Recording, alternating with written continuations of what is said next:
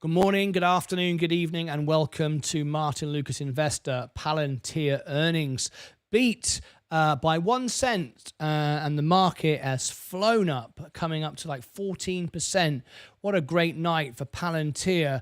I stand by what I say. It's too expensive. However, it's a great innovation. Alex Karp and the team present a great earnings, but it's massively overbought. It's a future price, but nevertheless, people aren't going to complain when they see their stock rally like this, which is great, and it keeps on going. Very nice indeed. If you've just tuned in, we are covering the Palantir earnings. They start very, very shortly. Click the like button and share this out. If we get 100 likes, YouTube will share this out, and we'll get a lot of interest on this stock tonight, and we do want to see it do well. So tap the like button and share this out. Let's get 100 likes as we get ready now for the Palantir earnings. Tomorrow, of course, we're back in the morning for an election special, all day live with the election. But right now, we're talking Palantir, and it's doing very, very nicely indeed. So Palantir earnings is coming up. This is what it looks like. As you've not joined us before, you will know it's a very, very polished earnings. This is how it gets presented here. We're going to be presenting that to you in a few moments' time. So look forward to that. But in the meantime, we're just getting ready for the Palantir earnings, and invite you to call in, be part of it. If you'd like to be part of the event, you can. Let's see who was here early. We've got, where's my mouse gone? Let me go up there. James is here, 007. Please hit the like button on your way in. Absolutely right. Mike, lovely to have you here, Mike. How are you, by the way? Congratulations today, winning day trader of the day. Absolutely awesome. Cup of tea from James. I'm in, but gotta go. We'll miss you, of course. Hey all, glad you are back, Martyn. Anna, thank you very much. And thank you, Anna, for remaining a member throughout October. Thank you to all of those that remain members throughout October. You could have let it go. We only lost 4 members, and 2 of them came back today. So we're 2 down. That's all we lost. So thank you to all of you who supported me throughout October. Thank you very much. Hi, Anna. Henrik, hello to you. Good evening, Anna. Hi, Mike. Lovely to have you here. Niels used to talk a lot about Palantir. What do you think of that tonight? Palantir, what a rally that is. If we look at it, up over the week, 3%, 18% over the month, 115% over 3 months, 177% this year, 148% on the year, 371% all in. So what a rally this has had. Anyway, very, very nice. It's part of the S&P, so we'll see the benefit of this tomorrow. Not by much, of course, but nevertheless, it's great for the index. Wow, I'm up 400% on Palantir. You're up 400%. How could you be up 400%? The stock has only ever risen 370 all time. So how could you be up 400% on Palantir? I'm not sure I know how that's possible. I don't know how you could do that, but anyway, let me know. Hey, James. Wow, Palantir keeps going higher and higher. Dylan Wilson. Sell, Niels. Yeah, I mean, 400%. It's a lifetime on the S&P. It's in fact, it's 28 years, I think it is. You double every 7 years. So 400%, that's 28 years on the S&P. I'd be very happy with that. But anyway, we shall see what you do. If you buy the dips, you could easily be up 400%, Martyn. Oh, I see what you're saying. I see what you're saying. If you're overall, if you've made 400%, no, I get that, of course. Of course. I thought just buying and holding, you'd be up 400%. No, of course you can. If you keep trading it, of course you can. 340% because I rounded up. If you buy the dips, we are the family. Jerry and Elba, it was down at $7. My average is 9. Nice. Palantir Technology. Zach Zay is here. Technology. Absolutely great. Okay, we've got just over half an hour to go before Palantir earnings begins. We've got the election special tomorrow as well. Let's see who's here. Let me give you all the links. There is Alpha Spread. If you want my Seeking Alpha, if you want to use the software that I use, but you want to get a discount and you want to get a free trial, which you can't get without my referral, there is the link right there. Let me give you the music channel where we have a special tribute today to Quincy Jones. Go and check that out. He died this morning, sadly. Become a member. There is the link. Follow me on Instagram where I post my trades before I make them. There is, what else? There's the X account where I've got a poll running. In fact, I've got a poll running right now that you might like to take part in. Let me give you the link. I'm running a poll. The question is, should I, in fact, I'll do it this way. Should I start trading live again? You need to watch the video from this morning. Oh,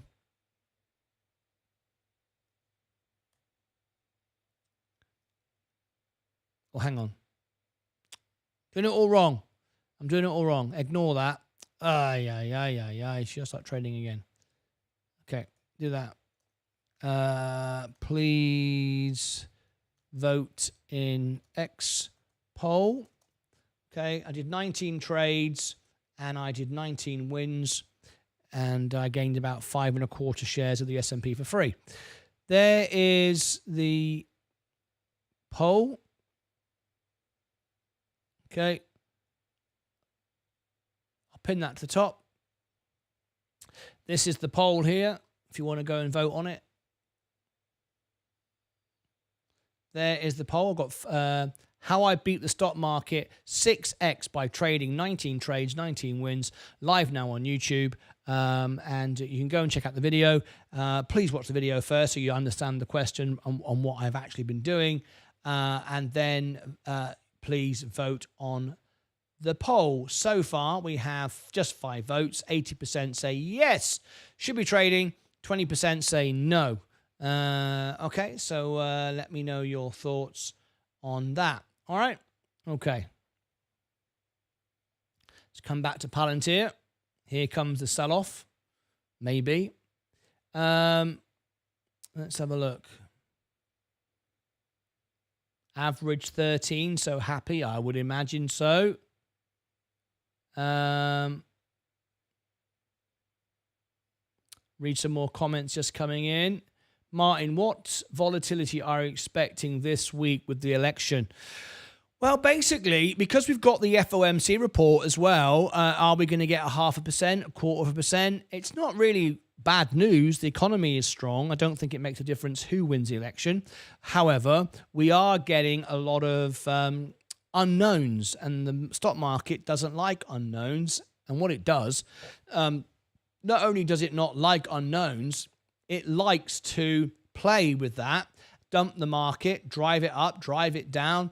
Thank you, Mike, for all your comments and goes on X. Yes. There we go. Thank you, Mike. But it doesn't necessarily, it's not a bad thing, but you've just got to know what you want. Don't chase anything. Own the stocks, own the businesses, not the stocks. And if you get a big discount, buy it. It's simple as that. So always be prepared to be able to do that. But I'm not really expecting, well, I am expecting volatility, but I'm not expecting any problems. I'm not expecting any stress or drama. But if people decide to, things like the Donald Trump trade, that could go to zero. There's no value to it at all. Up and down, up and down. And remember, people are buying it on the way up. When it goes down, they're all losing their money. But they're not coming on YouTube and telling you they've just lost all their money, are they? But they are. They're sat at home going, I've just lost all my money, but no one knows about it. I wouldn't be doing anything like that. But if the S&P goes down, remember I'm in a trade at the moment. If you watch my trade this morning with Coca-Cola, so I'm waiting to buy more on January the 1st, up to $8,000 worth of Coca-Cola. Get the maybe 2 quarters, and then back on the S&P, because the S&P will go sideways next year. The rally will go on my main account by the end of the year, but I'm not looking to do, unless we get a rally on Coca-Cola tomorrow. If I can get 5% out of Coca-Cola tomorrow or Wednesday, which we might, possible, then I will take that trade and buy back the S&P. But more likely, it'll take me till January, buy the 2% that I'm down, so to lower the average, and then trade it by the second earnings. So somewhere in the region of about March time, I'll trade that out. But we'll see. We'll see how that goes. Not a few months ago, I almost convinced Martyn to buy Palantir for $14.45. Yeah. Everyone, please subscribe to Martyn Music channel, please. That's so kind of you. I'll share with you on the screen the music channel. Thanks for everyone that's been watching and following the new playlist I put out this morning. I put out a brand new playlist this morning. Was it this morning or yesterday? It was yesterday. And I also put Quincy Jones out this morning. But anyway, here is the music channel. There it is. Thank you, Mike, for saying that. Trying to get to 10,000 subscribers so we can do our fundraisers. That's what it's all about. We can turn on YouTube giving. Yes, Martyn, absolutely. Dylan Wilson. Yeah, do it, Martyn. The trading. Yeah. I also bought Hymns a month ago. Great numbers. We did a review on that, Niels. Trading her, more like pumping and dumping VU on us. Just kidding. Oh, yeah. Here come the jokes. Here come the jokes, Donald. Yeah. Pump and dump the S&P 500. Yeah, I can do that. Thank you, Mike, for reposting and liking over on X. Appreciate it. Like to see your channel grow, Niels. Thank you so much. It even grew over October. I think we gained a couple hundred subscribers, which is nothing compared to what we do per day when we're live. But the fact we wasn't doing anything, I earned just over $1,000 on ad revenue for what was being watched, memberships, which is about a third of my income. But to have a third of my income through October when I was on vacation was incredible. Remember, I'm self-employed. I never earn money when I'm not working. So first time in my entire life, I've earned money while I've not been working. So I was very, very thankful to that. Anyway, Palantir earnings. We've got a great crowd. I've just checked. We've got 108 watching. If we can get 100 likes, YouTube will suggest this video out and we'll get a lot more people learning about Palantir tonight. We're going to provide you the best coverage of Palantir. I guarantee you that. So let me share with you where we are. Look, 113. If we can get 100 likes, YouTube will suggest this video out and we will get a lot more coverage for Palantir. So there we go, 109 watching right now. We've got 11 likes. Let me see if we can get that up. You ready? Okay, let's get some funky music.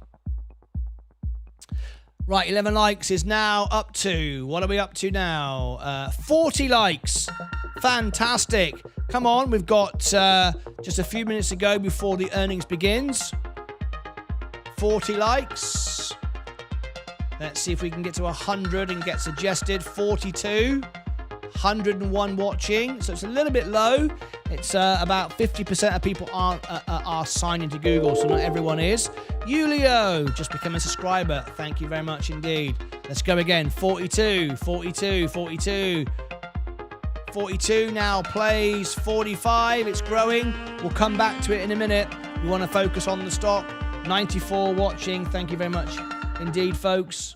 Let me just fade out of there and get back to the stock. We did get a beat tonight on earnings. We'll come back to it in a minute. If anyone sees it break 100, tell me, and I'll go and check. Amazing earnings of Palantir here. Well done to anyone holding the stock. Absolutely right. Don't forget to vote all. All our ancestors died for that bloody vote. That's right. I can't vote because I'm a green card holder. But I will tell you, my next challenge, my next mission in life is to become a United States citizen. Later this year, me and Leah will start the process of appointing an attorney, paying the money, doing the right thing, and becoming a citizen of the United States of America. That's my next mission. So wish me luck with that. The only issue I see is with BTC if Harris wins and who she appoints to the SEC. But if you just hold S&P, it's fine. Absolutely, I wouldn't hold Bitcoin. I made my money on it. I can't be doing with it anymore. So Dylan, I'm not concerned about Bitcoin. I understand if you are though. But I don't think it will make a difference if Harris wins. I don't think Bitcoin. If Bitcoin is what people say Bitcoin is, it shouldn't really have an issue. Whoever wins the election, that's the central point of Bitcoin. So that doesn't concern me for those that hold Bitcoin at all. Amazing earnings indeed. I sold a third of Palantir at 40 already, just so to be fully transparent. Niels, we really appreciate that. Really appreciate that. I own Palantir right now, have sold and bought back. Congratulations, Vanessa Griggs. Love the blue dress. Very, very, very glamorous. Very glamorous indeed. Thank you for that, for your comment. Propaganda is swirling. You got to be a fool to think Trump is going to rain on Elon's EV parade. Go Tesla. Big money trying to move the stock to buy the dips. Thomas, thank you for your thoughts. PE ratio of 200 is just crazy. It is. It's in fact 247. And of course, tonight it's gone up as well. Hit the like button, folks. Show your love for this channel. Thank you, Vanessa. Good luck, Martin. Thank you, Brian. Your voice matters. It does. Many of the Mag 7 traded at high PEs in the beginning. Nothing new here. Great company with incredible moat. Incredible moat. I disagree with that. We've just proved that. There's no moat here. Thomas Alexander. They have loads of cash. They're very small. They have not a huge amount of cash, but they have a good high percentage of cash. They have no long-term debt. They have no short-term debt. Great. However, their gross margin, we just talked about it, was 85%, but their net margin was 24%. They do not there, however, have a great moat. Okay, let's be absolutely clear on that.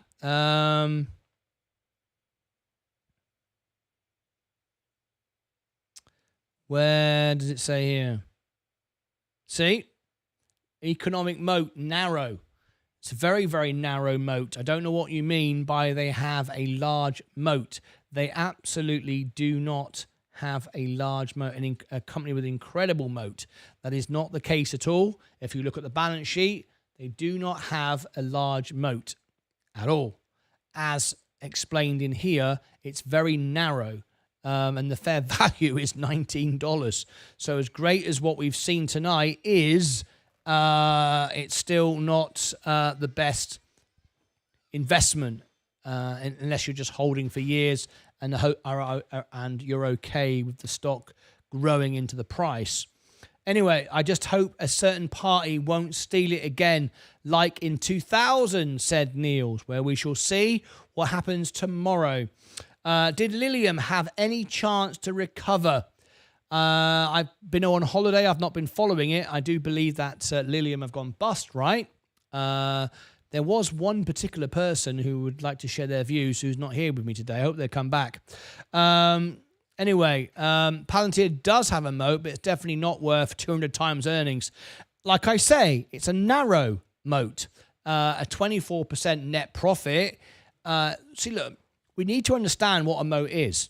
A moat is the level of your margin, your profit. So, in other words, shrink. You can be shrunk. What I mean by that is, if there is an economic crisis, there's inflation, there's economic difficulty. Companies with large moats, in other words, a big protection around their castle, huge margins, can reduce prices and still make money and put other businesses out of business. Palantir does not have a huge moat. It has a huge moat from a gross margin, but a net margin, a real profit, it doesn't. It's nowhere near like Apple or Google or Microsoft. Nowhere near.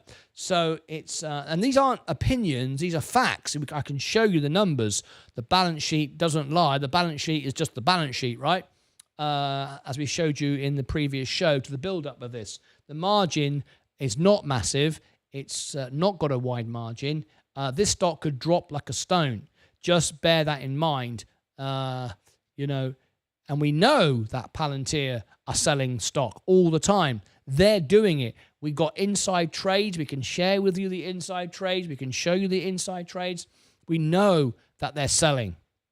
They, as much as they love their business, and Alex Karp is very enthusiastic, and he's great, he is selling his own stock. That's a fact. That's not an opinion. That is a fact. Alex Karp, insiders, are selling their own stock, while those on Robinhood, who know better than he does, are buying it. Well, that's up to you. It's a great innovative product, but it's not a great business. A great business is when you can buy a great business under value. You're buying potentially a great business at massively overinflated prices. Like I say, would you pay $1,000 for a can of Coke? No, because you can understand that. That makes sense, right? You go, it's only worth $1. That's what this is. That's what this is right now. This is like $1,000 can of Coke. All right? So that's up to you. A very narrow moat, as I've just shown you. How's it going, Rocket Martin? Sam, how are you? I'm fine. I'm well. How are you? How's the job hunting going on? And I know you're going through, I believe, a relationship crisis as well. How's all that going? I heard the most difficult American phrase to pronounce for Brits is federal court order. A federal court order. I don't have a problem pronouncing it. I don't know who can't say federal court order, but it's okay for me. A moat means you have no competition, a unique product. A moat does not mean you have no competition and a unique product at all. A moat is described, the definition of a moat economically is your profit margin and protection from your competition. Not just you have no competition. You could have no competition and still have a narrow moat. They are comparable and they are related, but they are not mutually exclusive. You cannot say it just means you have no competition. It's not as black and white as that. But anyway, artificial intelligence platform. But again, it's not worth 200 times the earnings. No, it isn't. Well done. You will make a great citizen. Thank you very much indeed. I certainly pay my taxes. I certainly, I say I pay my taxes. I don't pay taxes on my investment, obviously, because I don't trade my brokerage account, only my IRA. But I do pay my taxes on my YouTube income because I have no expenses. I'm a very profitable business. I don't make much money, but I'm 100% profitable. This studio is very cheap to run, and my time is my time. I have no overheads other than running the studio, but I will be paying a decent amount of tax, I'm sure, as I grow and earn decent money. Right now, I'm not earning a lot of money. I'm basically just covering the bills. But as I grow, I will be a good taxpayer for America. Most certainly will. Palantir has no competition in the AIP market. Well, they don't in this case. Thank you, Niels. Right, we could have 100 likes now. We're coming up to about 20 minutes, 19 minutes before the earnings begins. We will look at some numbers in a moment and share with you. Bitcoin is now below 67,000. It's dropping. No surprise there. Get ready for volatility tomorrow on the whole market. So we are ready for that. Can't wait to see the markets go lower. Ready to buy even more. So let's see if we got 100 likes. We're getting close. If we get 100 likes, YouTube will suggest this video out. Please click subscribe. That'd be lovely. Tap the like button. We go live 12 hours a day. I aim to be the most honest, real, live YouTube channel in the world. That is our aim, and that's what we're trying to achieve. Right, let's have a quick look. Can we get 100 likes so YouTube suggests the video out? 135 watching. Typically, only 50% are signed in. So the best I think we could do is about 70, 75. Let's have a look. 130 there. 45 likes. Let's refresh the screen in 5, 4, 3, 2, 1. If we get 100, we'll get the good news on YouTube. Suggested 69.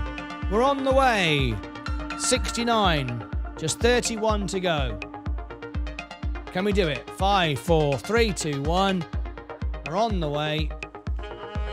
69. We'll come back to that in a minute. We're not quite there. But we'll keep... Oh, hang on. I've just seen another one. We might have 70 now. 70. There you go. We're on the way. Let's see if we can get that to 100 before the event begins. Anyway, back to Palantir. Wonderful stuff. Thank you very much indeed. Now then, let's have a look. Just talking to Sam. All is sorted with my wife. No problems. Job-wise, I started a job called King and McGraw, which they work with John Lewis and Johnny Depp.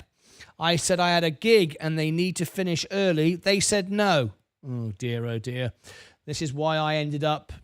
You know, when I started to tour one night in Vegas, Sam, I had gigs, I had other things I did, and I cancelled it all. I made it so I had to survive with one night in Vegas. Having your entertainment business and your other job is always there's always conflict, and there's nothing. If you know that you've got a good product, and I knew we had the second best one night touring theatre show in Britain. I knew that. We had the best orchestra in the world, the British Philharmonic. I cancelled everything. And I made it so I would starve if I wasn't successful. And I made it work. For 8 years, we toured the world with one night in Vegas. And that's how I did it. So sometimes you have to go, do you know what? This is what I'm going to do. And I'm going to make it work. And I'm going to pull the plug on everything and be 100% in, which is exactly how I traded in October. I did $28,000 trades, all out of the S&P, all in McDonald's, all out, back in, back out. And so I did the same principle investing as I did with my business, One Night in Vegas. If it's your Elton John touring you want to do, and you know that you do it well, and you know how to run the business, not just sing Elton John songs, then you just go all in and get the job done. That's what I did.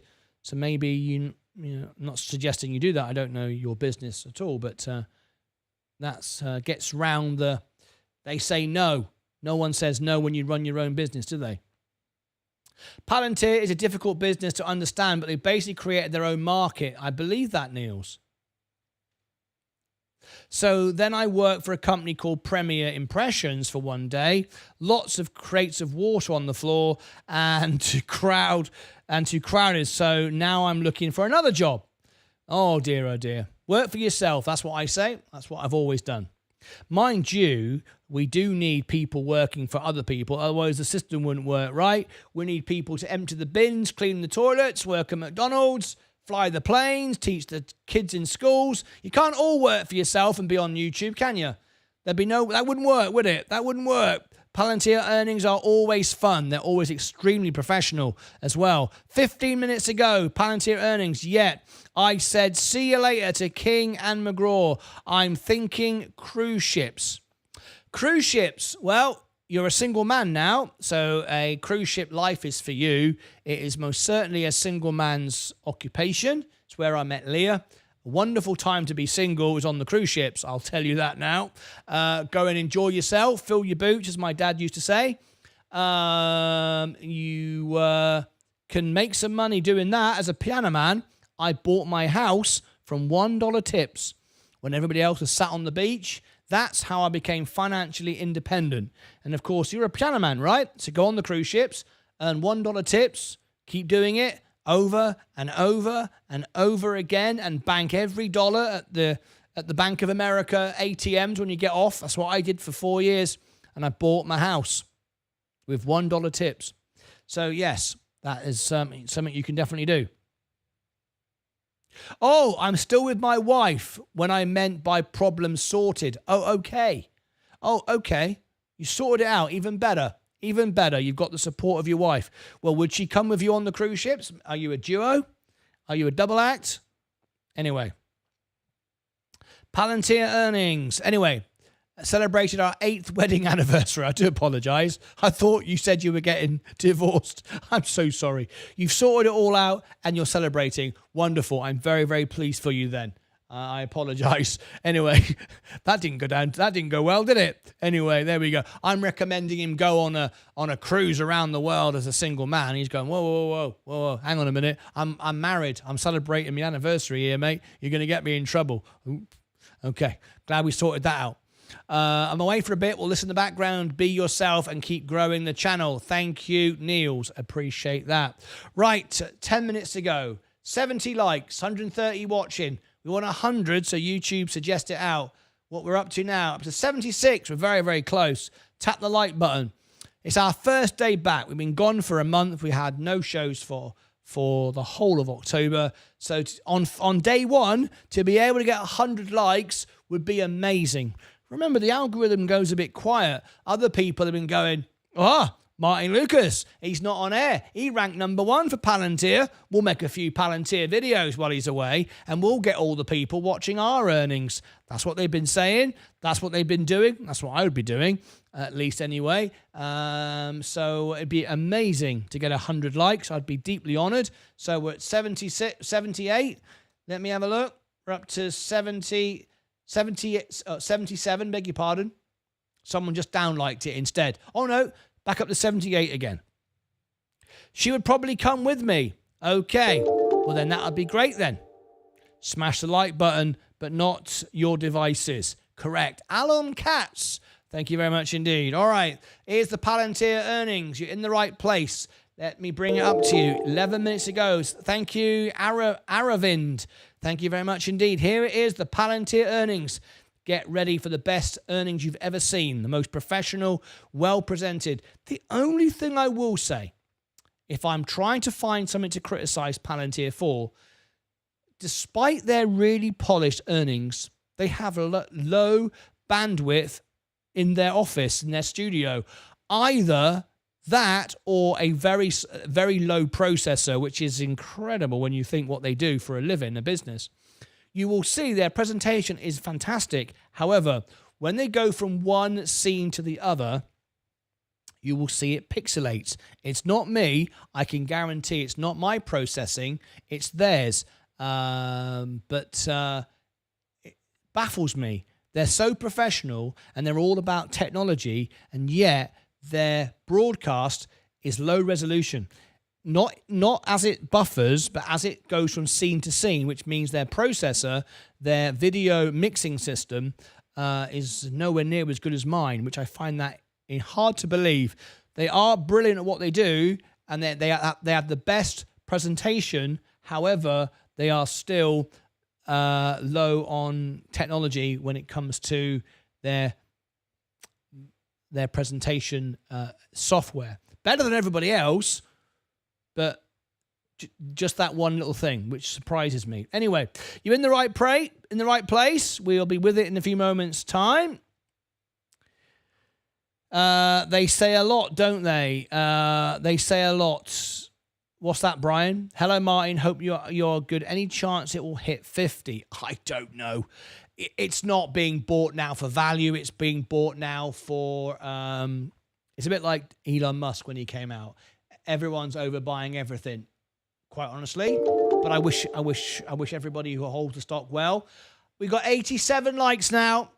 88 likes. It's going up. If we can get 100, YouTube will suggest this out, which would be great for Palantir, because we used to rank #1 for the stock. I'm sure we will again. I'm back now, and no one works harder on YouTube than me. I go live 12 hours a day. If I want to be #1 for Palantir, I'll be #1 purely by working harder than anyone else. Simple as that. No one goes as live as much as me. No one puts as much into it as me when it comes to my studio, and no one has the members like I do on YouTube. 98% of our live viewers are members, higher than any other channel in the world. So it's not down to me, it's down to the dedication and support of my viewers. So I thank you for that. 93 likes now. A few moments ago. Hello, Martyn. How are you? Any good chance it will hit 50? I don't know. 86 on the screen. 95 likes now. It's going up quickly. 9 minutes to go before the earnings begin.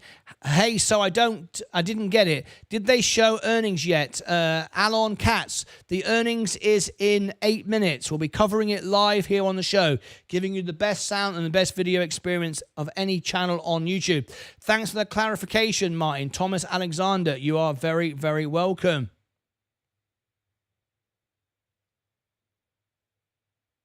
Someone just down-liked the video. That's fine. There's always one. Keep hitting those likes. 5 more likes. 4 more likes. 96. 96 now. We're 97. We're nearly there. This is absolutely wonderful. 8 minutes to go. Let me share with you what's going on so you can see. This is my real money, my real trades, my real positions. I've got $200,000 now invested. Yep, you heard me right. $200,000 invested. There's 145, 143 watching live, 98 likes. If we get to 100, YouTube will suggest this out, which is good. It's good for Palantir, as I used to rank #1, and I will rank #1 again. 100 likes. There we go. We're now getting YouTube to suggest the video out, which is great. We'll be #1 again on YouTube within 24 hours, I expect. PLTR stock, we will probably rank #1 again within a few days, because we were before I took a vacation.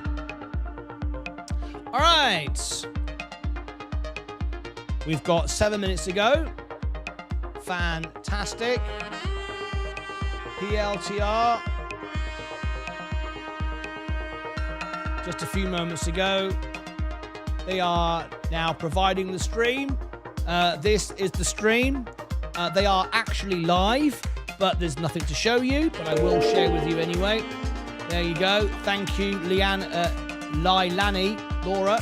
There is the broadcast. It will start in just 6 minutes' time. Fantastic. Very, very exciting indeed. There you go. 100. We have done it, Martyn. Let's go. Hi, Martyn. How do you see Rivian for earnings report? Rivian, I've not looked at Rivian for a while, Wilma Angel. I've been on vacation. But if you'd like me to cover the earnings, become a member. It's only a couple of bucks. And a $5 super chat minimum, and I will cover the earnings for you. Not only will I cover the earnings, I will also do videos promoting it to rank #1 on YouTube, so you can get lots of people will see all about Palantir. Sorry, Rivian. As you know, I sat in a Rivian van with Amazon and tested it around my town. That was interesting. I did a video not that long ago. Anyway. Thanks for tapping the like button. We're 106 likes now. Fantastic. We've got a few trolls coming in now. This is wonderful. It's nice to be back. And I was thinking, got no trolls on season 4 on day 1. Well, we have. We've now got 14 down likes. In the last couple of seconds, the trolls are coming in. I'll be all over Reddit this evening. People saying silly stuff. It's absolutely fine. I don't mind. But there's always one. There's 15 actually right now, just coming in all of a sudden. They find it entertaining to be silly. It's entertainment for me, and a self-declaration of stupidity on their part. But there you go, 16 now. It's going up really quickly. There you go, just seconds away. We've got 4 minutes to go before the earnings begins. Not that long to go. So let's get ready for the earnings. Keep our eye on the stock, and very excited to hear from Alex Karp this evening and the team. Always a great earnings. We've had more people come through our earnings tonight than have come through their. Oh, look at this. Shall I show you? In fact, just a couple short. This shows you how we are ranking #1 in the world for Palantir. Look at this. This is Palantir, their very own YouTube channel. Let me share on the screen. 1280, That's how many people are waiting that have been through the stream so far. 1,390, right? If I show you my figures, 939 have been through our stream. Look, can I zoom that in? There you go, 939. So we're only a couple hundred short than Palantir's own YouTube channel itself. Absolutely fantastic. And we've been climbing, not losing at all, which is wonderful all the way through the stream, which is great. Thank you very much indeed for supporting the channel. I will do my best to provide you the best service possible. Okay, we are just a few moments to go now to the earnings begin. I will bring you it as soon as it starts. While we're waiting, we have 2.5 minutes to go. Let me check the ranking on YouTube, PLTR stock. That's the proper way of putting it, not Martyn Lucas Investor, because that's cheating. Let's see how we rank. We were number 1 when we went away. We are now, we're not showing at the moment. We're showing on the home page. If I put PLTR stock, there we go. We are ranking on the home page, just 4 from the top, 5 from the top, beg your pardon. There we are, but we're not. We will be by tomorrow. I'm absolutely sure. And these are channels with 400,000, 54,000, 114,000, but we will rank higher by tomorrow, I'm sure. Right, PLTR. Seconds to go. Very exciting. 2.5 minutes to go. Thanks for joining me. Tomorrow, it's an election special all day long. We'll be live all day long tomorrow, providing you the best service for the US election. And I've got chance to let you hear this. We'll be right back in just 50 seconds from now. But tomorrow, it's all about respect and love for the United States of America. Get ready to smash the like button. I recorded this, especially. I'll be back in 50 seconds from now. Tap the like button. Here we go. Can you see by the dawn's early light what so proudly we held at the twilight's last gleaming, whose broad stripes and bright stars through the perilous fight? Oh, the ramparts we watched were so gallantly streaming, and the rockets' red glare, the bombs bursting in air, gave proof through the night that our flag was still there. Oh, say does that star-spangled banner yet wave? Oh, the land of the free and the home of the brave.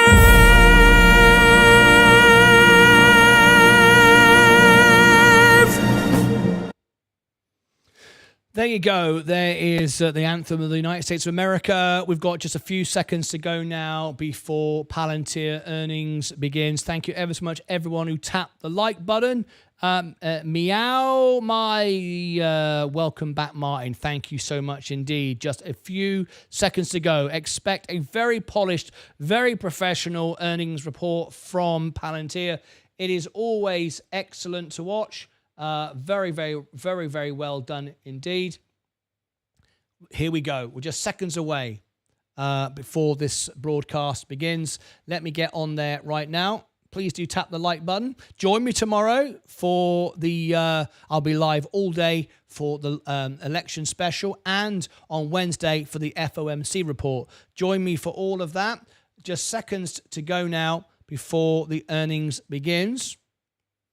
I do expect them to be live within the next minute. I'm Anna Saro from Palantir's finance team, and I'd like to welcome you to our third quarter 2024 earnings call. We'll be discussing the results announced in our press release issued after the market close and posted on our investor relations website. During the call, we will make statements regarding our business that may be considered forward-looking within applicable securities laws, including statements regarding our fourth quarter and fiscal 2024 results, management's expectations for our future financial and operational performance, and other statements regarding our plans, prospects, and expectations. These statements are not promises or guarantees and are subject to risks and uncertainties, which could cause them to differ materially from actual results. Information concerning those risks is available in our earnings press release distributed after the market closed today and in our SEC filings. We undertake no obligation to update forward-looking statements except as required by law. Further, during the course of today's call, we will refer to certain adjusted financial measures. These non-GAAP financial measures should be considered in addition to, not as a substitute for or in isolation from, GAAP measures. Additional information about these non-GAAP measures, including reconciliation if you want my of non-GAAP software, to you comparable can. GAAP I'll give you measures, 3 is links included in our press release and investor in the presentation chat now. provided today. You can get Our press release, investor presentation, all my and other members can earnings get materials are a available free on trial our to investor Seeking relations Alpha website at investors.palantir.com. and a discount. And here is Over the course Alpha of the Spread call, as well. we will refer to various growth rates when discussing our business. These There you rates go. reflect year-over-year comparisons unless otherwise stated. Joining me on today's call are Alex Karp, Chief Executive Officer, Shyam Sankar, Chief Technology Officer, Dave Glazer, Chief Financial Officer, and Ryan Taylor, Chief Revenue Officer and Chief Legal Officer. I'll now turn it over to Ryan to start the call. Our results are exceptionally strong. Revenue grew 30% year over year in Q3, driven by an intensifying AI revolution that the U.S. is rapidly driving. Our U.S. business achieved 44% year over year and 14% sequential revenue growth. We are focused on deploying AI models in production amidst the commoditization of cognition caused by the rapid advancement in AI models. Our U.S. government business revenue growth accelerated to 40% year over year and 15% sequentially, while our U.S. commercial business momentum continued with 54% year over year and 13% sequential revenue growth. Team on the camera in a moment. This AI Stand by. revolution that is transforming industry as well as government is also transforming markets. In September, the S&P 500 added Palantir to its index, a testament to our exceptional growth, profitability, and market leadership amidst this singular era of accelerating technological progress. We're witnessing the commoditization of cognition with the rapid advancement of AI models. Almost all investment in the AI space has been focused on supplying and improving these models. What will differentiate the AI haves from the have-nots is the ability to maximally leverage these models in production by capitalizing upon the rich context within the enterprise. This is Palantir's focus. We see this in the results we're delivering for our customers. Those who embrace quantified exceptionalism through AIP are able to take advantage of the commoditized cognition in a levered way to advance their differentiation. In this winner-take-all AI economy, insiders the divide is selling widening between those who are leveraging AIP Just and be those aware. who are not. At a leading global insurance organization, AIP has helped automate key underwriting workflows, reducing the typical underwriting response time from over 2 weeks to 3 hours. We implemented over 10 business use cases in just 9 months at Associated Materials, increasing its on-time, in-full delivery rates from 40% to 90%. At Trinity Rail, it took just 3 months to get to a functional workflow with a $30 million impact to its bottom line. Last quarter, we closed 104 deals over $1 million. The evolving deal cycle as we take customers from prototype to production is having a particularly phenomenal effect on the growth of our U.S. commercial business, which continues to see AIP-driven momentum both in expansions and new customer acquisitions. In U.S. commercial, we closed nearly $300 million of TCV, and customer count grew 77% year over year, compared to 37% year over year in Q3 2023. To highlight a few notable deal cycles, a large American equipment rental company expanded its work with us less than 8 months after converting to an enterprise agreement, increasing the account ARR 12-fold. A bottled water manufacturer, a specialty pharmaceutical company, and an agricultural software provider all signed 7-figure ACV deals less than 2 months after their initial boot camps. In our U.S. government business, we are outfitting our warfighters with advantages over our adversaries. Last quarter marked our U.S. government business's continued strength through the end of the U.S. government fiscal year. It was our strongest sequential growth in 15 quarters, driven largely by our DoD business's 21% quarter-over-quarter growth. We remain proud of our progress delivering the next generation targeting node through Titan, with our efforts fully ramping throughout Q3. Palantir is also delivering AI through Maven Smart System, allowing customers like the 18th Airborne to match the performance of what used to be a 2,000 staff targeting cell during Operation Iraqi Freedom to a targeting cell of roughly only 20 people today. Last quarter, Palantir signed a new 5-year contract to expand these Maven Smart System AI ML capabilities across the U.S. military services, including the Army, Air Force, Space Force, Navy, and U.S. Marine Corps. As Vice Admiral Frank Whitworth recently said, quote, "This partnership is tantamount to ensuring that we keep America safe and ready." The AI revolution is underway now. The chasm between the AI haves and have-nots is rapidly widening, and the whole world is watching. I'll now turn it over to Sean. Thanks, Ryan. The divide between AI haves and have-nots is rapidly accelerating in this Stand by for them on AI camera. economy. What will differentiate the AI haves from the have-nots is the ability to maximally leverage these models in production by capitalizing upon the rich context within the enterprise. That's why our focus on delivering proof, not proof of concepts, continues to pay off. Years of foundational investments in our infrastructure and in ontology have positioned us uniquely to harness and deliver on AI demand. This is Palantir's focus. The market has been focused on AI supply, the models. We see this clearly in the progress, but also in the capital sunk into these models. Indeed, the models continue to improve, but more importantly, the models across both open and closed source are becoming more similar. They are converging, all while pricing for inference is dropping like a rock. This only strengthens our conviction that the value is in the application and workflow layer, which is where we excel. Tapping into this rapidly expanding pool of leverage from AI labor means more than just saving money. It means a massive acceleration of results for our customers. As Ryan mentioned, we have automated the insurance underwriting process for one of America's largest and most well-known insurers with 78 AI agents, taking a process that took 2 weeks to 3 hours. More than the labor savings, this presents the customer with an asymmetrical advantage in the marketplace to bind contracts before the competition has even gotten through 15% of their process. In U.S. government, we automated the foreign disclosure process for sharing critical and timely intelligence with allies from 3 days to 3 hours. The Center for Security and Emerging Technologies at Georgetown published a study on Maven that showed how the entire targeting and fires process can be done in Maven with 20 people. It used to take 2,000. There's a huge opportunity for our customers to automate the tail and liberate capital to reinvest in the tooth across government and commercial. We see enterprise autonomy as a key theme in our proof.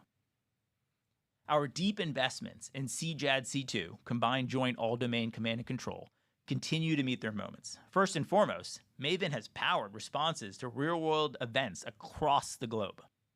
This past quarter, the Army was the first military department, or MILDEP, to adopt Maven. We're happy with the progress that we continue to make with Army Titan and AIDP, and Palantir's role as the application integrator in the Joint Fires Network. Maven is our military's fight tonight solution. At a time when North Korean troops are in Ukraine, Russia is providing satellite intelligence to the Houthis, and Iran is launching ballistic missiles at allies. We are investing aggressively to expand the perimeter to give our warfighters the unfair advantage they deserve. Advanced multi-int sensor fusion, integrated logistics into fires, and large-scale command and control of swarms of autonomous systems. We announced Warp Speed last quarter, our modern American manufacturing operating system. We as a nation must reindustrialize to prevent escalating conflict and regain deterrence. Before the fall of the Berlin Wall, only 6% of major weapon system spend went to defense specialists, the so-called primes. 94% went to dual-purpose companies who were invested in both freedom and prosperity. Chrysler built cars and missiles. Ford built satellites until 1990. And General Mills, the cereal company, made weapons. Today, that 6% has become 86% when including firms whose only commercial exposure is in aerospace. We won World War II and the Cold War with an American industrial base, not a defense industrial base. And we need to bring that back at warp speed. And in addition to working with new champions like Anduril and Shield AI, we're also working with L3Harris and 2 other of the big primes to help them bend atoms better with bits. Lastly, we continue to invest in AIP as a developer platform.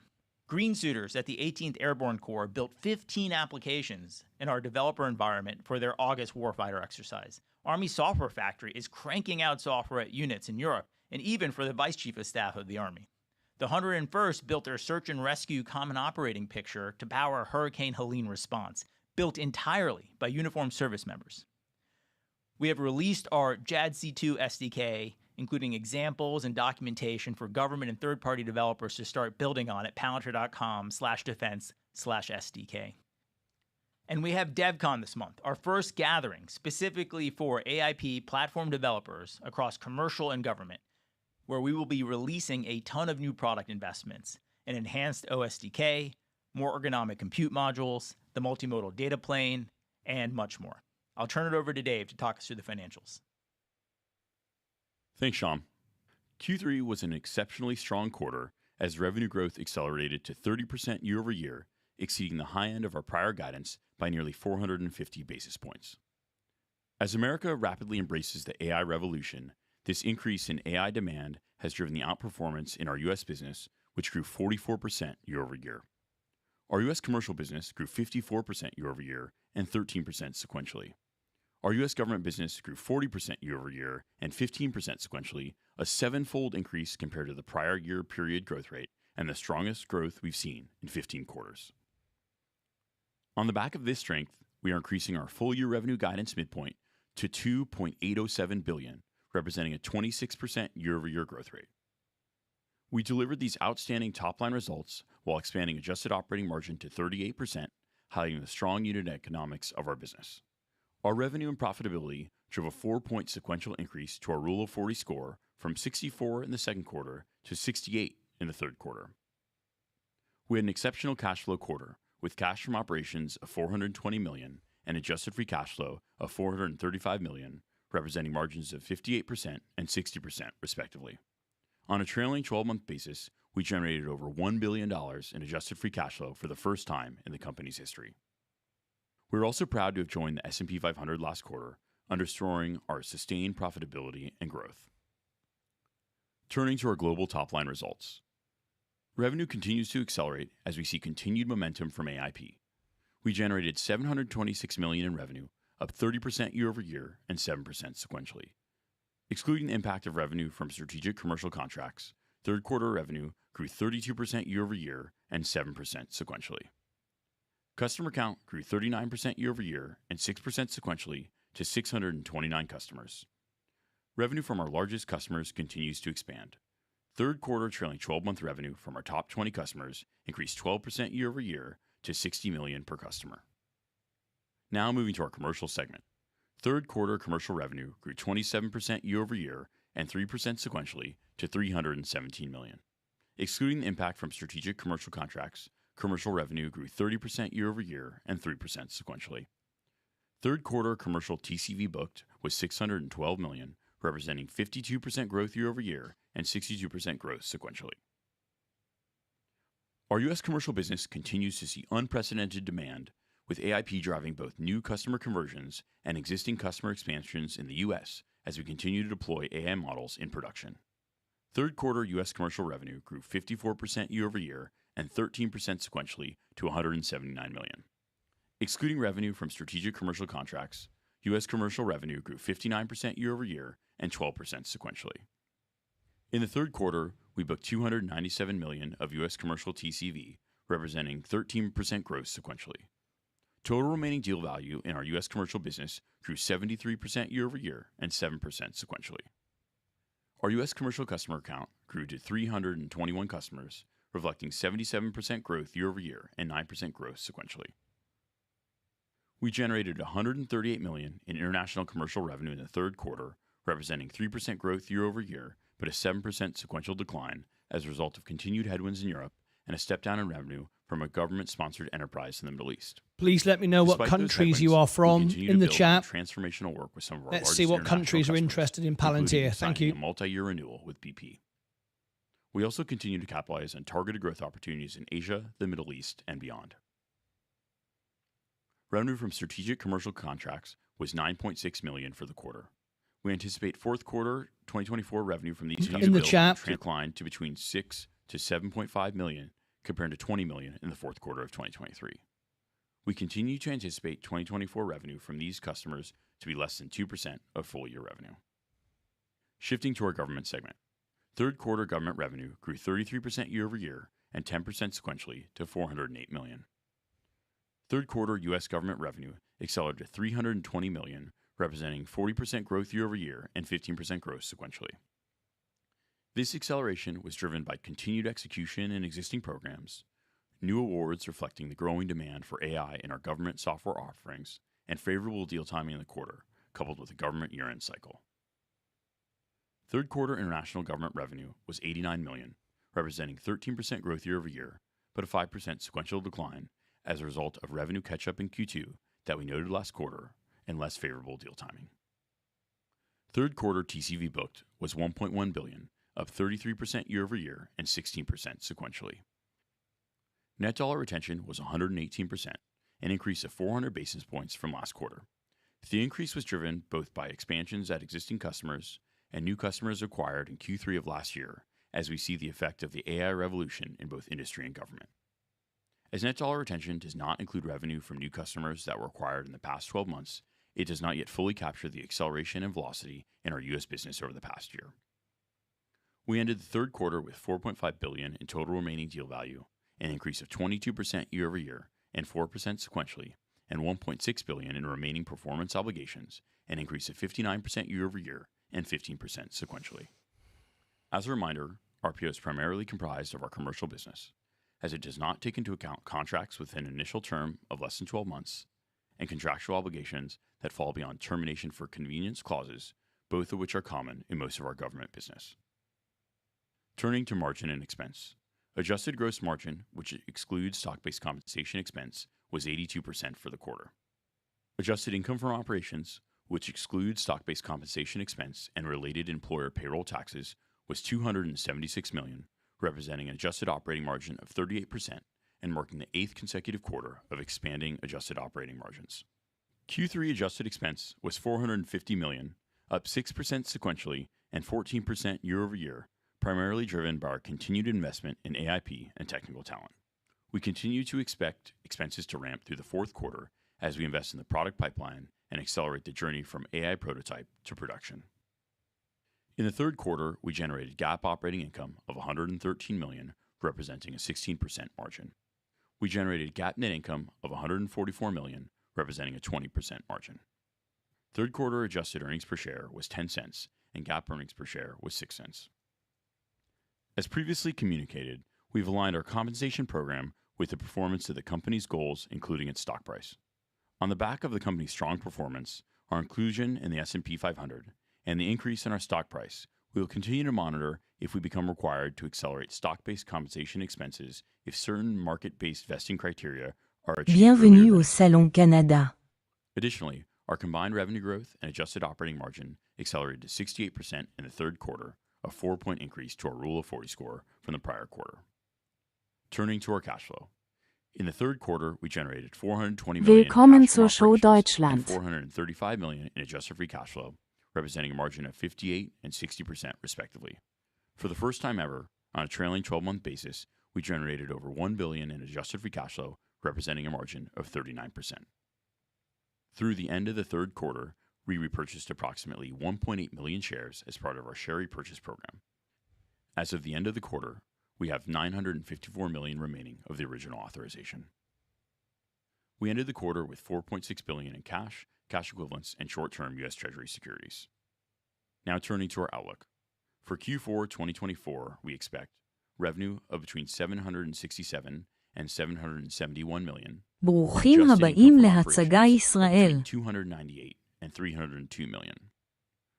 For full year 2024, we are raising our revenue guidance to between $2.805 and $2.809 billion. We are raising our U.S. commercial revenue guidance to an excess of $687 million, representing a growth rate of at least 50%. We are raising our adjusted income from operations guidance to between $1.054 and $1.058 billion. We are raising our adjusted free cash flow guidance to an excess of $1 billion. ברוכים הבאים להצגה ישראל. In each quarter of this year. With that, I'll turn it over to Alex for a few remarks, and then Anna will kick off the Q&A. Given how strong our results are, I almost feel like we should just go home. But we've been saying since we went public in a DPO that we would build infrastructure to make America and its allies the dominant force in the world. We claimed, to much skepticism, that this would be done in a software product, that defense and commercial industry would be driven by software, hardware, hybrid technologies, that there were very few companies in the world that could actually do that these companies are basically only built in America, that the companies that have tried to do this that aren't Palantir are built by ex-Palantirians, that the financials of Palantir would flow from our products and our culture and our way of implementing, that we would bring violence and death to our enemies while targeting and general issues of safety better for our allies and for Americans, that we would stand by our values in thick and thin, including that the West and America are superior ways of organizing and that this is a great country and historically anomalous in its greatness, and that we would build a company with the best people from all over the world, but primarily from America, to power America and its allies. And even we are shocked by the 44% growth in the U.S. off of a $2 billion base. So this is not some speculative small base, 44% growth. Even we are happy to see that we grew 30%, to see the real reacceleration in USG to 40%, and to see the very, very strong results in U.S. commercial. Also, allied countries that have begun to realize that AI is the way in which to make their defenses superior in the face of brutal, heinous, immoral, and often terroristic enemies, where you need a superior form of fighting that's both safer for you and more dangerous for the adversary, and controls how you hit them and when and where, and allows you to maximize your results. It is also just jarring to see how America adopts the most important, most agile, and most impactful technology independent of who the purveyor and builder of that. We are building this company, and we believe we're at the beginning, and watching American adoption both in government and commercial, while not forcing us to change, while accepting that many of the ideas of how to make your enterprise better, whether it's insurance has been mentioned, oil and gas, any kind of complicated manufacturing, supply chain, healthcare, obviously defense and intel, that a new and different way of building software and implementing it, meaning the infrastructure, is where the value is, despite the fact that, as you may have noticed, many have noticed, that the experts that write about these things seem to believe the commodity, i.e. the LLM, is the valuable aspect of this, and that the actual asset, meaning how you manage the commodity, is the actual value. Despite great skepticism about our view of how to do this, the market seems to have decided what works. No matter how theoretically appealing the idea is of building software around how you may have learned to build it in business school, is to you as the person not buying the software. The people buying the software, who are allowing our market to grow at 30% in aggregate, 44% in America, 40% in U.S. comm, and dramatically 40 in U.S. government and dramatically in U.S. comm, are speaking with their feet and their implementations, and we're very, very proud of that. And I'm particularly proud to see the warfighter adoption of this. You see every part of U.S. government, including the White House, Congress, defense, intel, beginning to embrace the application of large language models in infrastructure, obviously something that Palantir is particularly specialized in. And we are really, I think, as a company, enjoying this phase. When you build a company over a long period of time, there are good and bad phases. But to see, in fact, our view of what it makes to make enterprises stronger and better show up in these dramatic results is super gratifying, and we plan to continue. Thanks, Alex. We'll now turn to a few questions from our shareholders before opening up the call. We received a few questions on AI. How will Palantir differentiate its AI offerings from others, including the model creators? And how is AIP different, and how will Palantir maintain its competitive edge? Well, Alex talked about how the models, the LLMs, are commoditized. But if you look at the models, you see that they're getting better, which is awesome. But they're also getting more similar across both closed and open source models. While they're improving, they're converging upon each other, all while the price of inference is dropping precipitously. And that's, so if you even look at these model companies, they have to build applications around these models to extract value. That's where we have a decade-long head start. We've been building the forge to create and implement AI applications at scale throughout the enterprise. And that differentiation starts with the ontology.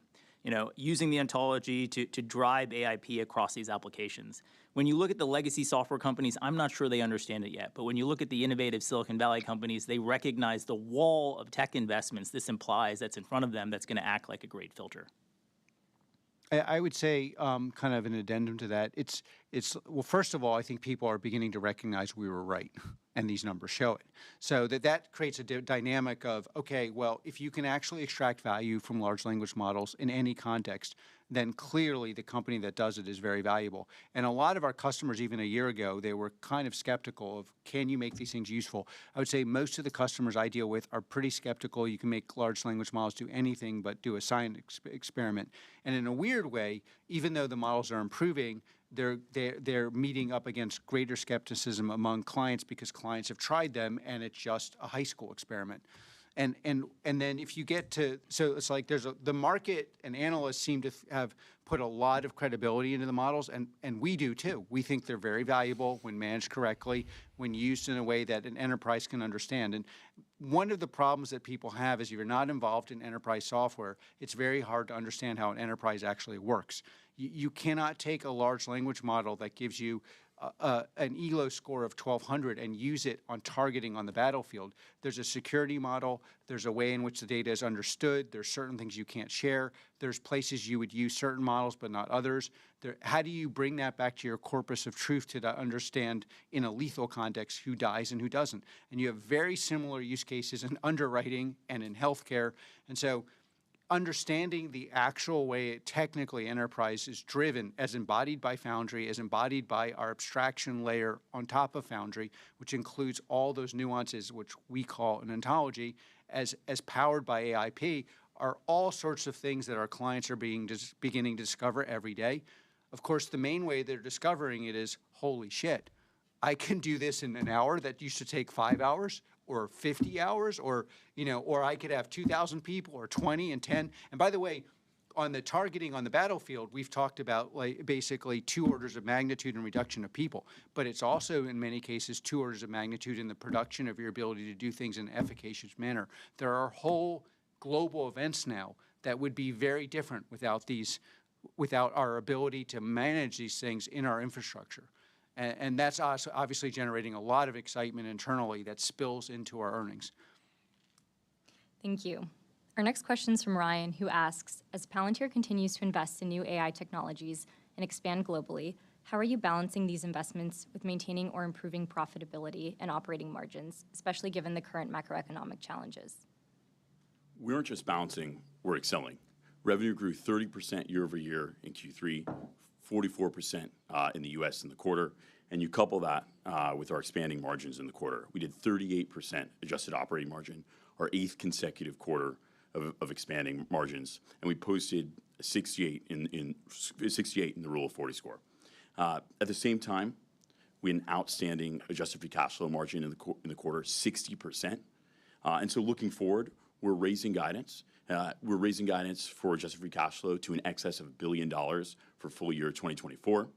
We're raising adjusted operating income guidance to an excess of $1 billion, well over that actually, which represents a 39% margin in Q4.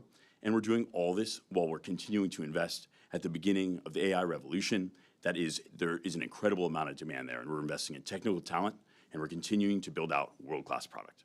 There's a Steelman version of this, which is, given how well you're doing, given you've really accelerated to 30%, given the U.S. is growing 44%, why don't you blow up your Rule of 68, which, by the way, to my knowledge, is the single best of comparable companies in the world, and significantly better than many very strong companies. So an average normal way of looking at Palantir would be like, oh, great, you have a 44% growth on a $2 billion base in the U.S., and you have a rule of 68, get that 68 down to 50, and maybe you can grow. But in fact, that way of looking at a business misunderstands the way in which Palantir builds. We believe that by investing, and we know at this point, instead of trying to have 10,000 clients, all of whom hate you, it's kind of what people want, 10,000 clients that hate you, but they can't get rid of your product. We want a smaller number of the world's best partners that, quite frankly, are dominating with our product. And the way you do that is by not blowing up your margin and getting 10,000 salespeople. It's actually by going deeper on the product. And in fact, what we see is the deeper and better the product, the more we drive sales, the more we have our cultural singular advantage as Palantir, not as a commodity product. It's like, we are not a commodity. We do not want our customers to be commodities. We want them to be individual titans that are dominating their industry or the battlefield. And we reflect that in how we do things. We are not trying to be your average Harvard Business School preferred company with like that reduces the margins, has a thin product, and then has a lower rule of 40 and presumably higher growth. By the way, I don't think you'd get higher growth than what we have. Honestly, although we of course are always pushing and want even higher growth, the people who tend to ask these questions tend to be modeling companies with 20% growth and lower margins. We have 44% growth in the most important market in the world, arguably not the only, but by far the most valuable market in the world, while having a rule of 68, i.e. the best in the world. And we're going to maintain the contradiction of having both high margins and high growth. It's not one or the other. They're actually interplayed, and they're not a contradiction. They power each other. That's how you know you have world-class products. That's what you see in your numbers. Thank you both. Our next question is from Dan with Wedbush. Dan, please turn on your camera, and then you'll receive a prompt to unmute your line. A great quarter, and congrats to you and the team.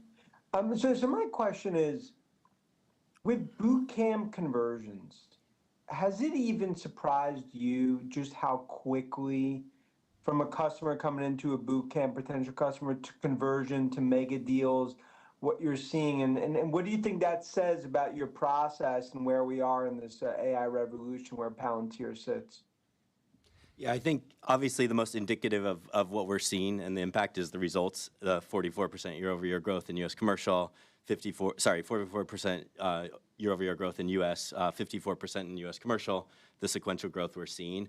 I think, I gave examples of boot camps where we're seeing multiple different customers across different industries that are going from the initial boot camp to a 7-figure ACV deal within a matter of less than 2 months.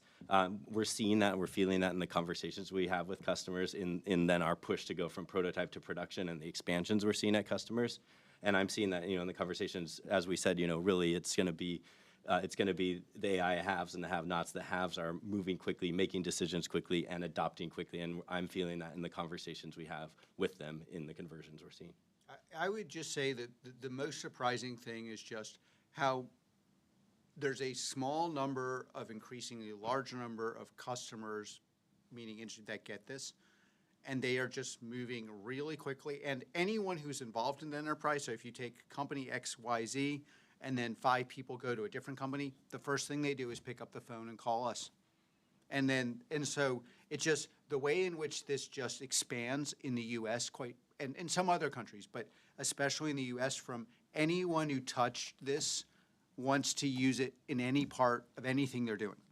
And it goes from one person, and then there's this transience in America where people really are moving to different companies a lot, and they're talking to each other, and there's just a willingness to take business metrics and use those business metrics against technology that's not ideological. And if you look at even 10 years ago, there was no form of software that had this kind of adoption and this kind of readiness. And also, it was conversely just not possible to show this kind of results this quickly. And we tend to focus on the results on the outside. But AI and large language models also allow us to scale our product on the inside. So one of the unfair things about this revolution is if you have business acumen and you have a product that is good, or stellar, in my humble opinion, you can make it even better, internally and externally. And so that allows us to also scale many, many more people to many, many organizations with the same number of people, as long as they're the best in the world. And so it's really this from touch to expansion, however we do it. Some of it's boot camps, but some of it's just like, hey, I used to work at a company. I heard really good things about your product. I want it tomorrow. How quickly can you get here? What is the first use case you could do? And then the first thing that they always ask is, well, show me some of the things that you've done in other places. Like even cross-fertilization between government and non-government. I was at an important government entity a couple weeks ago, and they obviously Maven would be very useful for them. But then they start asking, well, what are you doing for hospitals? Could you use this on FOIA requirements? Could you use the same thing for managing our people? How could you make sure that our people are safe and happy? How do you move parts? How do we do procurement? A lot of the things Shyam's, so there's like a massive cost fertilization, even between verticals that otherwise would never talk. In the past, government use cases did not, non-government use cases were just not things we were doing in government. And certainly from industry to industry, we did not have this, you know, from real estate to supply chain to large hospital things. The use cases that they're doing inside our product, they are technically basically the same for us. Thank you. Our next question is from Mariana with Bank of America. Mariana, please turn on your camera, and then you'll receive a prompt to unmute your line. Good afternoon, everyone. Hi. Hey. We can't see you, but it's okay. Okay. new camera and stuff. Okay, yeah. So on government, U.S. government is up, what, like 40%. And this is in line with what we saw at USA. L3Harris, Andrew, Shield AI, but others were advertising Palantir logos. And they were like advertising partnership with you. What changed for them to actually want to partner? That's the first one. And then, Dave, if you don't mind giving an update on the strategic commercial contracts and how are you thinking about the remaining deal value as we see news about Lilium AI, but also a recent peak of some like stock awards as a form of payment from these companies. Thank you. On the first bit here, there's really two dimensions to what we're seeing as acceleration in partnerships on the U.S. government side. The first is something I've talked about earlier, which is Mission Manager. Really, how do we take not our software, but our software infrastructure, Rubix and Apollo, as radical accelerants for these companies to get to revenue, to service their existing revenue in a more profitable way, and expand their market access. So that's been just a clear win across the board. That's good for the government, it's good for these partners, and it's good for us. I don't think Shyam's taking enough credit here, or Shyam, Aki, and others. So one of our biggest issues in the U.S. government would be just simply a friction coefficient. And we had the problem that although we are completely focused on helping the U.S. government and allies first and ourselves second, and that's one of the reasons most of us at the table are still here. There was a general perception a couple years ago that, you know, basically, and you know, you see it in our numbers, Palantir wins, and maybe we win too much and we keep winning, and people are like, well, Palantir makes all this money, someone else has got to make money. And one of the things Shyam and I would say Aki and others did a tremendous job of is like, look, we're in this for the supremacy of U.S. and its allies, and we're going to prove this by opening up part of our products and allowing you to sit on government data, which is, you know, lay people assume you could just put a product on government data. You can't do that. There's all these tech products we've built that allow you to safely and securely work directly with the U.S. government. And we've begun offering that to all sorts of defense tech startups and begun partnering with more established large integrators like L3 and many others actually. And the strategy there was, look, if we actually believe what we believe, let's show it. And this strategy, which, you know, Shyam led and Aki empowered and also kind of spent, you know, did incredible work on, has led to a situation where most people involved in tech innovation now view Palantir as their ally. And so instead of going into every meeting saying, oh yeah, Palantir's great, but their fearless leader is batshit crazy, and you know, he might go off to his commune in New Hampshire, and whatever they were saying, it's now like, yeah, the products are the best and we have great products. And so that's a really important shift. And that was a business strategy, and it really was done by others. And that has shifted our ability to get to market because, most people don't want to resist. They're not hating the player. They're playing with us. Alex is always a tough act to follow, but the second part of that I'll just close out with is really helping these companies with their production. In the same way that we help Airbus build every plane or Chrysler build every car, how do we help L3 and Anduril and Shield and all of these new entrants and existing primes build their weapon systems better, and in particular where they have fixed price, drive margin expansion as a consequence of doing that.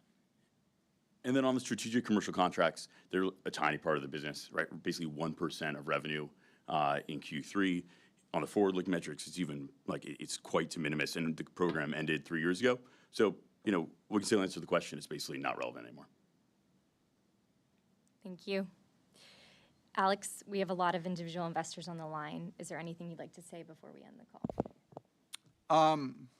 As usual, we're in it together with you. Besides making America even stronger and better, and our allies stronger, better, and all of us more lethal, besides protecting Palantirians and most ex-Palantirians, our individual investors are near and dear to our and certainly my heart.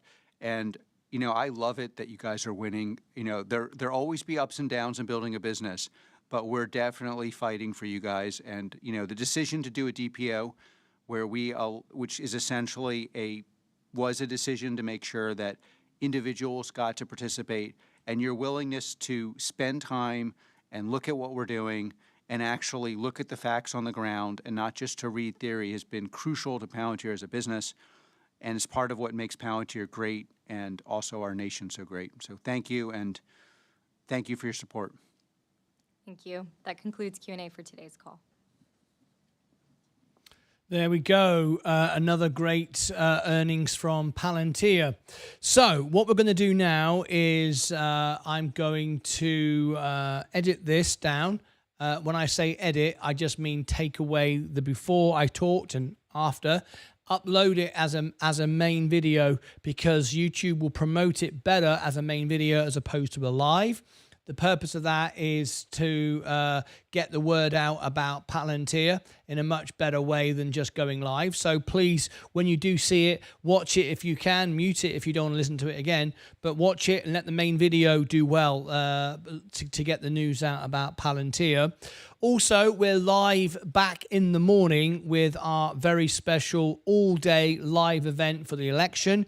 We've then got the FOMC report on Wednesday, NVIDIA Day, huge day for NVIDIA. We've also got Virgin Galactic After Hours on Wednesday night as well. Remember, if you are a member, you can request an earnings and I will cover it for just a minimum of $5 super chat. You can have that. Also on the music channel today, I did a tribute to Quincy Jones. There's the link in the chat. Go and check it out. I've just done a special tribute to Quincy Jones. Leave a comment to the Quincy Jones family and friends so you can take part in that. What we're going to do now is end this stream so I can get to work and upload the actual main video and improve the audio and put that out so the world can learn about Palantir. What I'm going to do as I end the broadcast now, let me just clear the decks. We're going to go over now to the extra channel. This is what runs 12 hours a day behind the scenes. So you can see me working here. The purpose of this channel is to keep the family together. You can see this is behind the scene. This is what I'm doing, what you're seeing right now from the back. People can talk and share information in here. It is open to all, but if you want to chat, you have to be a member. It's members only. These are all our members chatting with each other, asking questions about the trades and so on. And the reason why we have that paywall of just 99 cents, it stops all the trolls, the bots, and all the idiots coming in trying to sell some scam stock or Bitcoin or some crazy stuff. It's there for investors to talk to each other. So join us now. Automatically, it will go there for you live, or look above in the chat. It's pinned to the top. It'll take you there. Join me there. and then I'll be live for another couple of hours, and then I'll be ending the stream there as well, and then back in the morning for the main event, of course, the US election. But that's it from me. Thank you very much indeed. Vote Martyn Lucas Investor. Good election day to all. Vote Martyn Lucas Investor. Good election day to all. Indeed, it is. So join us there. Please do smash the like button. Thank you ever so much for being part of this. Stick to the end. Tomorrow is America Day. So as we end getting ready for the election, stay with me. This will take you automatically to the extra channel. But right now, take care of yourselves, and God bless the United States of America. Oh, say, can you see by the dawn's early light what so proudly we held at the twilight's last gleaming, whose broad stripes and bright stars through the perilous fight? Oh, the ramparts we watched were so gallantly streaming, and the rockets' red glare, the bombs bursting in air, gave proof through the night that our flag was still there. Oh, say, does that star-spangled banner yet